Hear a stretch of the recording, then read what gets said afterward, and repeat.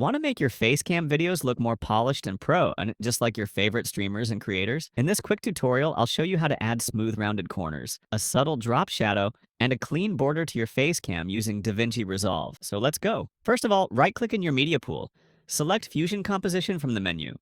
Set the frame rate to 23.976, then click on Create. Now go back to the media pool and double-click on the Fusion composition you just created. This will open the Fusion page. Drag the clip you want to apply rounded corners to into the nodes area. With the clip selected, click on the rectangle mask tool to add it. Then connect the output of the clip node to the media out node. Now select the media in one node, then press Ctrl plus spacebar on your keyboard. Now search for Transform and hit Enter to add it. Next, click on the rectangle mask, and in the inspector panel, set the height and width values to 1. Then slightly increase the corner radius. Around 0.11 should work well for a smooth, rounded look. Now, select the transform node, and in the inspector panel, decrease the size value according to your preference to adjust the scale of the clip. Now, click on the rectangle mask node again, because the edges of the clip might not look smoothly rounded yet. In the inspector, increase the corner radius to approximately 0.142 for a cleaner and smoother roundness. Next, drag a background node into the node area and connect its output to the output of the transform one node. This will automatically create a merge one node, and your screen will turn completely black. To fix this, right-click on the merge one node and select swap inputs. This will place your clip above the background, making it visible again. To create a border, select the background node and add a rectangle mask to it. Then, in the inspector panel, carefully adjust the width,